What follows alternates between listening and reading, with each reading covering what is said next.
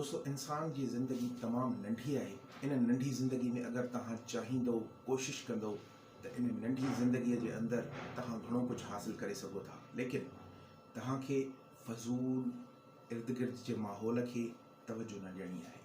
तहां के सिर्फ़ पाण ते तवज्जो ॾियणी आहे। तहां के उन्हनि शयुनि ते तवज्जो ॾियणी आहे जेकी शयूं तहां जे कामयाबी जो रस्तो हमवार करनि थियूं।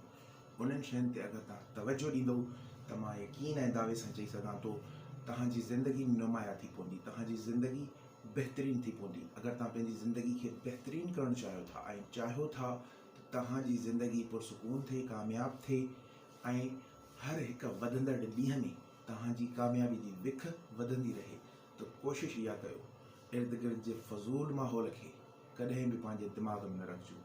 दिमाग़ में यादि रहे ॿ शयूं कॾहिं बि न हली सघंदियूं आहिनि।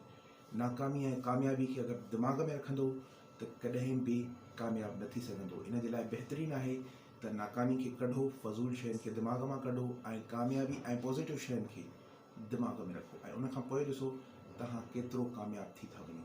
ऐं हिन चैनल खे सब्सक्राइब कजो। मां तव्हांजे लाइ बहितरीनु कॉन्टेंट हिन चैनल ते खणी अची रहियो आहियां। इंशाअल्लाह ताला मुंहिंजे घर जो कमु हले पियो ऐं घर जे कम खां फ्री थियुसि तव्हांजे लाइ बहितरीनु कॉन्टेंट हिन चैनल ते ज़रूरु खणी ईंदुसि। महिरबानी।